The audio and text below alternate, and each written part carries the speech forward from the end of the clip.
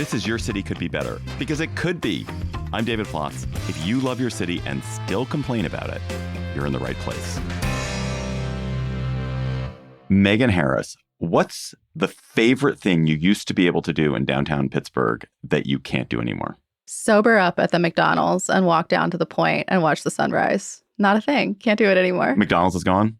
No fast food in downtown. Not like that. And it was also proximity. It was so close to like a big state park where you get to watch everything. And that fountain, David, is incredible. It literally shoots like 200 feet in the air. But no fast food. No fast food downtown. Well, that might be Nope. that might be heaven for some people. There's like a Subway, but it's not like the In and Einstein Brothers. It's like the fancier fast food. I wanted like the food of the people. So Pittsburgh's downtown, no fast food, but it will have the NFL draft in April. And the NFL draft is coming to a city where there are a lot of vacant storefronts downtown. Like a lot of American downtowns, Pittsburgh's downtown is struggling. 50 vacant storefronts in the downtown Golden Triangle area of the city. So the city has been trying something different, which is offering bargain basement rents to anyone who'll fill a space. The Pittsburgh Downtown Partnership has managed to fill over 30 empty stores in anticipation of the draft, with more set to open in the 6 weeks before the draft occurs in late April. So small business owners are getting a chance to show off their wares for a fraction of the rent they might pay somewhere else. And in other spaces, there's live performances and art. So I'm joined by the host of CityCast Pittsburgh, Megan Harris, to talk about this interesting attempt to revitalize a downtown. So Megan, what are some examples of businesses that have come into downtown that weren't there before in this moment? Yeah, I feel like I see a new one every time I walk around because our space where the CityCast team works is downtown. One new favorite is like a coffee shop, for example. They've got a superhero theme. It's very femme forward. They're part of something called a rent abatement program through this partnership. There's another cafe. I believe there's a sushi restaurant. It's got a nice rooftop. I've never been there on a day nice enough to enjoy that rooftop, but I've seen it from a distance. There's a flower shop, craft store. It's a bunch of different things, and they've all really popped up like in earnest over the last few weeks. So these are small. This is not like a big new Saks. There's not a huge Walmart or something. These are small businesses. Correct. Yeah. I mean, I think that thing of like getting a massive tenant, like a department store, people aren't opening new department stores. So this is them trying to figure out all the little spaces that are a little bit easier to fill. What can we do to make them look nicer, make us look a little bit busier and more happening before a big event? So because I haven't been in downtown Pittsburgh for a while, has your downtown felt dead, and does it feel less dead now? Does it feel different? It's never felt dead to me, but I also work down there, and I think that's a different thing, right? Like there are neighborhoods that are much more busy at night and neighborhoods that are very busy during the day. Downtown is a daytime neighborhood by and large, except in our cultural district, which is where like all the big historic theaters are, where you can go catch a performance, a play, one of the big musicals that's streaming through. That's different. But I think trying to marry all of those things, like all of the business daytime activity with the nighttime activity, that remains a challenge basically everywhere. So why did Pittsburgh hollow out? I mean, I guess you're not saying it has fully hollowed out. You're not saying it is like completely vacant, like, a ghost town. But why is it not as bustling and busy as the good people of Pittsburgh would like their downtown to be? What are the forces that have caused that? Yeah, I mean, I think it's some of the same stuff that's happened everywhere, right? Like, I mean, we'll go way, way back. There's post-war suburbanization. There's the highway policies that hit in the 60s.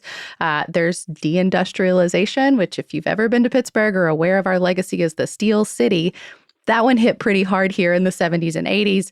There's the collapse of the brick and mortars through the 2000s. And now we have the effect of COVID, where like people just aren't going back to work in force in the way that they used to. And I'm, for one, at least, am very excited the way our city is trying to rally around that and like figure out a solution that makes sense in like our current reality, not the one they wish maybe still existed from 30 years ago. Right. So it's interesting. So it's like a multitude of factors, a multitude of all the things. So when you think about this rent abatement effort, so imagine that you were a small business owner in Pittsburgh. What kind of deal could you get, and how does that compare to what you could have gotten if this program were not in place?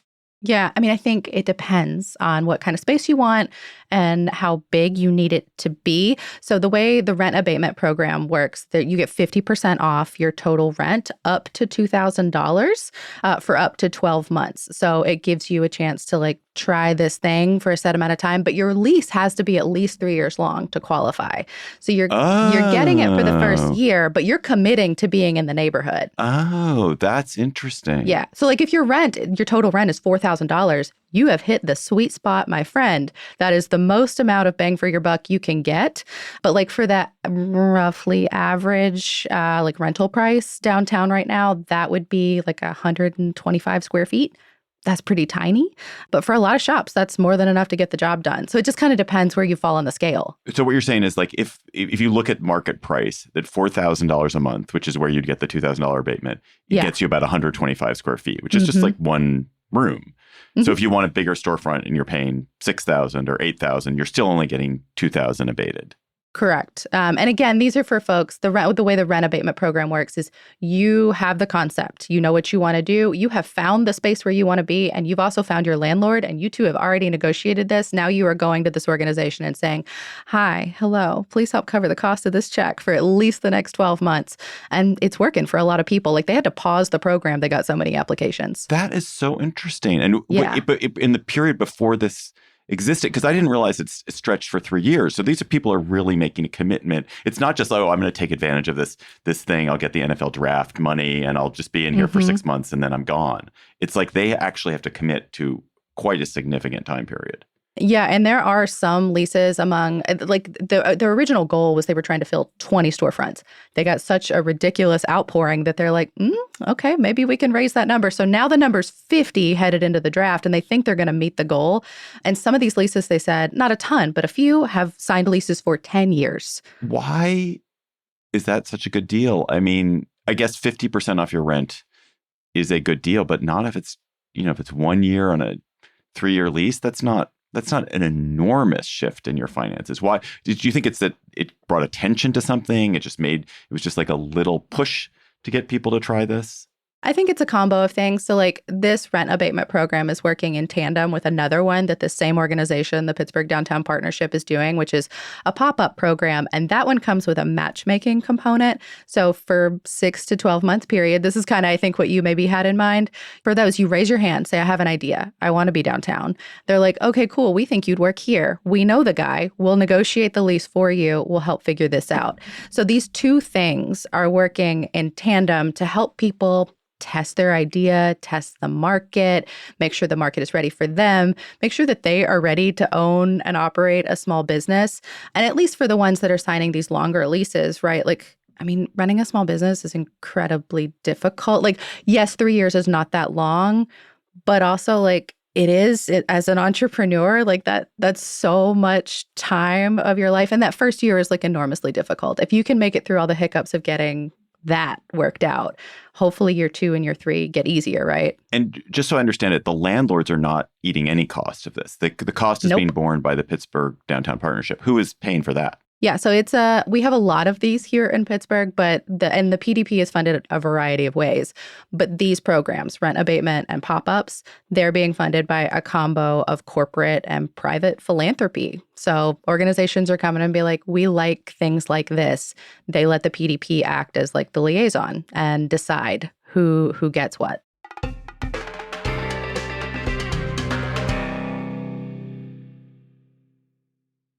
Catch world-class arts in DC this spring for free. The Peabody Institute of the Johns Hopkins University presents the Peabody Performance Series, a full season of free concerts at the Johns Hopkins University Bloomberg Center, located at 555 Pennsylvania Avenue Northwest. The Peabody Performance Series brings the artistry and innovation of one of the nation's leading conservatories to the heart of DC, with concerts and programs spanning jazz, classical music, and dance. Take a midday break with the Peabody Graduate Jazz Ensemble on February 27th. On March 24th, experience the Dance Showcase featuring contemporary choreography by Peabody faculty and alumni. On April 10th, the first of the Slang Lecture Series examines spirituals as the cultural bedrock of the American sound, led by distinguished visiting faculty artist Darren Atwater. Hear the Baltimore Jazz Collective's original compositions, arrangements, and swinging improvisations on April 17th. On May 1st, pianist Stephen Spooner presents Aspects of Liszt, And on May 8th, the season concludes with a performance by the Peabody Jazz Ensemble. While all events are free, tickets are required for entry. Learn more and get your tickets at washingtondc.jhu.edu.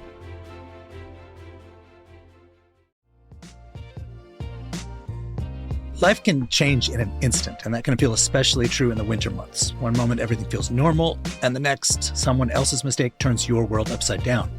That's when you need a team you can count on. NACE Law Group has been standing up for DC families for decades, fighting for neighbors hurt by medical malpractice, wrongful deaths, and serious injuries. They don't just settle quickly or push papers, they dig in, fight hard, and make sure every client gets the justice they deserve. And here's something we love. They're a longtime supporter of CityCast, because just like us, they care about this community and the people who call it home. So if you or someone you care about has been hurt, don't wait. Call NACE Law Group. They'll stand with you, fight for your family, and make sure your rights are protected so that you can focus on what matters most. Visit WashingtonDCInjuryLawyers.com. That's WashingtonDCInjuryLawyers.com. Did it take the NFL draft happening for this to happen? Is this caused by the fact that you were going to have a big, flashy event in downtown Pittsburgh, or was this in the works anyway? Parts of it were in the works anyway. And truly, I was so skeptical of this. If you've ever listened to CityCast Pittsburgh, you know it. There are so many projects happening right now. And I feel like the draft became the catalyst for a lot of it, like the deadline. Everyone needs a deadline, right? So like our governor comes to town, Josh Shapiro, who a lot of folks know because he was in contention to be Kamala Harris's vice presidential candidate. He comes to town and waves this little flag and says, we're going to rally $600 million to revitalize Pittsburgh's downtown. That's great. A lot of it was already committed, already part of projects. It's the way government counts money, where they pick the projects and they're like, it all counts towards the thing. And that's great. It's wonderful. But I truly wondered, is this just putting lipstick on a pig? Or is this just going to fall apart the moment the party's over? We've shoved all our junk in the closet while companies come in. But I don't think that's the case. The more I've dug into this, it seems like people were really committed to this program long before. Like that pop-up program quietly, apparently, operated going back to 2010. It's been reconfigured several times. It's kind of ebbed and flowed. And they ramped it up like a year or two before we even knew we were going to have the draft. So I think it's like a really cool moment where we're doing the thing. You were doing the good work already. And then suddenly you have this big event, this deadline to get it all done. None of this would be done by April if it weren't for this. Right. That's so interesting. So it's a forcing function. It compels people to have to act by then. It also draws attention to it. It puts eyes on it, and that makes it cooler, and probably people want to participate. They hear more about it. They hear about it on CityCast Pittsburgh. So tell me a little bit about why the draft helps downtown. So I did not realize this, but the numbers that you're projecting are astonishing. Something like 500,000 to maybe 700,000 people who are attending or participating somehow in the draft in Pittsburgh. That's just attendance, not even those are people they physically expect to be within the footprint of the draft. Yeah. That is crazy. Yeah, I think so too. I mean, to put it in context, our city population, just the city of Pittsburgh, is 300,000 people. So this effectively doubles, close to triples it, depending on how close these projections actually are. And I think the interesting thing about all of this is not just the people who are going to physically be here, because a lot of them will be football fans already. We know from data in previous drafts, in Detroit and in Green Bay, a ton of them are going to already live in our region, within driving distance, because we've got so many D1 college sports programs and other things here already. But what's cool is that we get this spotlight on television. There are a ton of people that are going to watch it. I think the projections for this year are 55 million viewers over the course of that 3 days.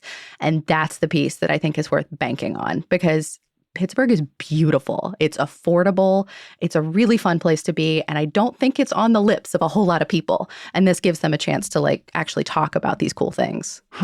So is it taking place in the same footprint where the rent abatement is? I mean, is it the draft is going to be on the street in front of the coffee shop, or is it not like that? Not exactly, but I do think these are things that can work together, right? So our two stadiums, I think somewhat uniquely, are really in our city center. The PNC Park, where the Pirates play, baseball team, and then the Steelers play at Acrisure Stadium. Most of the stuff is going to be around there, the small businesses around in the front, but there's only like 2 or 3 hotels that are within like close walking distance in the North Shore, so just across that river. So it means that a ton of people are going to be downtown because there are so many more hotels over there. And we know that like from Steelers games, from Pirates games, from Penguins games, because their arena's just on the other side of the river, like when any one of those things have anything going on, people are constantly flooding through downtown. They want stuff to do. They want to have a nice meal. They want to look at pretty things. And I think all of this makes that possible. Going back to the rent abatement, to the revitalization of downtown. Yeah. Give me the optimistic case that this program and the enthusiasm that's come around the draft leads to a permanent change in the state of Pittsburgh's downtown. Yeah. I mean, this is optimistic, maybe idealistic. The pop-up piece is short term, but I think it gives people a chance to get to know their neighbors, to have these conversations, to try to be entrepreneurs, many of them for the very first time. And if it sticks downtown, that's great. But maybe they move to one of our surrounding neighborhoods. Maybe they go just outside the boundary of the city and they bring those crafts, that knowledge, that experience, and those relationships there. I think the relationship piece is foundational to this because, I mean, as all of us know, like things get done faster when you know a guy. I think that's a piece of it. And then the rent abatement part, like that's long term. Even if it's only 3 years, maybe that builds momentum for the spot that's next to yours. For the ones that are 10 years, like, gosh, I'm stoked about that. And I actually don't know which are which. Like, I can't wait till we get the final list of some of these businesses and organizations, because again, we're just getting a trickle at this point. The folks that are more established and more willing to talk to the press about their experience so far. But like, it's going to be so cool to walk down the street, like come out of my office and see stuff happening, people moving around. And hopefully that continues after 4 p.m. because that's the challenge. Right. So that's the optimistic case. Is there a pessimistic case where this doesn't work? I mean, I think we're back to the pig and the lipstick. Like, I hope that there's more to this than just the people coming in to visit. And I think there is. You know, some of the other projects I mentioned, like they did a huge overhaul of a historic square where there used to be like markets and farmers markets and things like that. And it's been that recently. But like the ADA standards for the cobblestones around it were 30 years out of date. Now you can walk around it and it's going to be a really lovely place to be and to experience life. We're getting a playground downtown for the first time ever. Those pieces will outlive the draft. But the storefront part, I don't know. Running a small business is really hard, and it's increasingly hard with like, you know, all the supply chain stuff, with just the business thing. Like, I don't want to discount that. And I hope that they get the support beyond April. So last question here, Megan, before we get to our fun final segment. What can listeners in other cities take away from this conversation about Pittsburgh's downtown revitalization to make their own city better? And I guess and to actually get more specific on it, is there any part of this revitalization that was citizen driven rather than like kind of the elite driven? Yeah. I mean, I think there's always that question, right? Like how much of it is happening with us versus to us? I think the relationship piece is the one that is the most transferable. If you can build coalition within your own neighborhood, within your block, within whatever, like wherever your community is, it's easier to get a thing done. And the louder you can be as a community, the more you can advocate on behalf of the thing you want.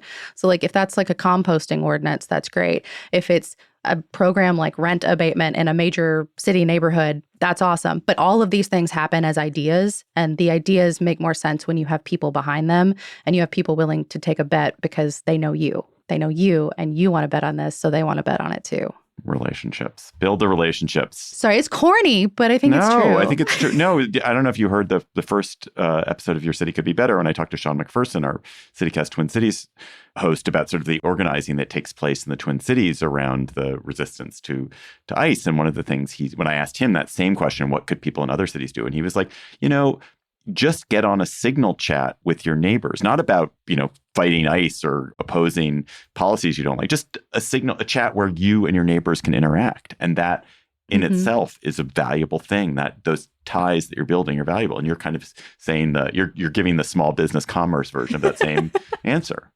Yeah. I think I'm proud to be in company with Sean McPherson. He's elite.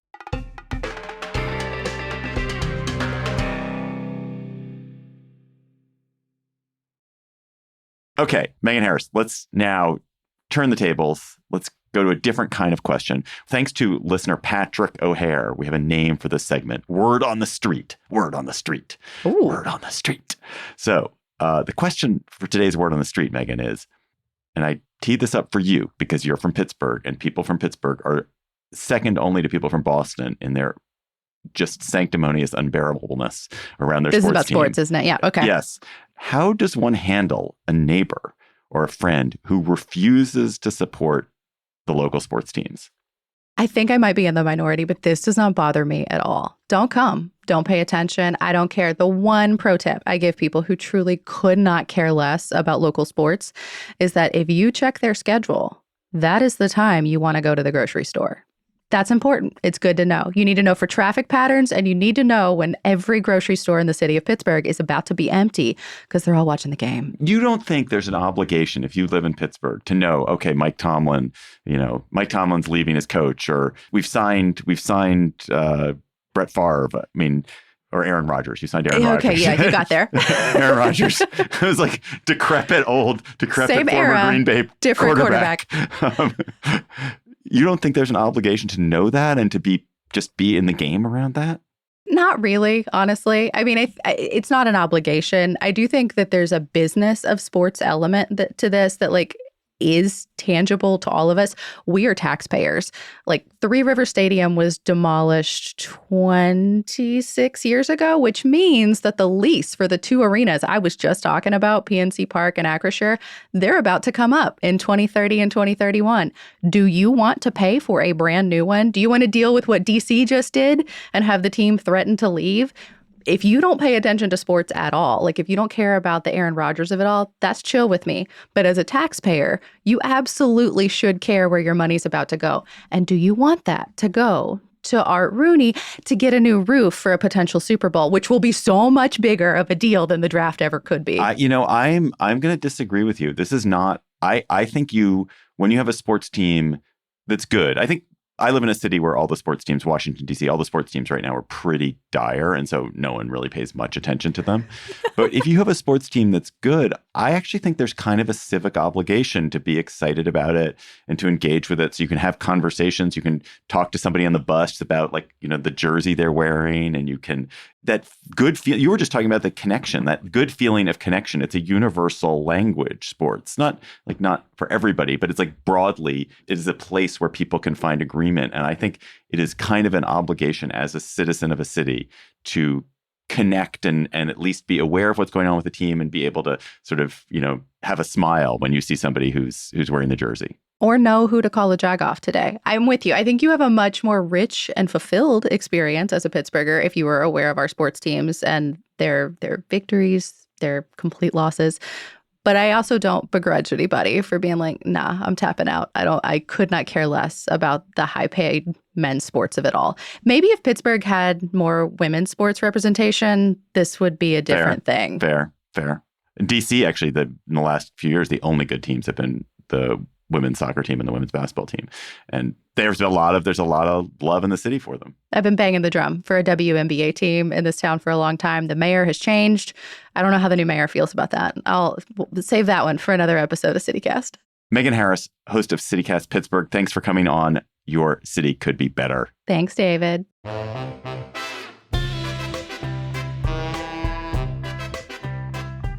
That's all for today's episode of Your City Could Be Better. I'm your host, David Plotz. Our producers were Lizzie Goldsmith, Priyanka Tilve, Megan Harris, and Mallory Falk. Our music is by Carl Christensen. If you are enjoying the show, why not tell your friends? Why not? Why wouldn't you tell your friends? Maybe you have something else to talk about, but maybe you should tell your friends. You could rate the show. You can leave us a review wherever you get your podcasts. We'll be back next week with another conversation about how your city could be better. Talk to you soon.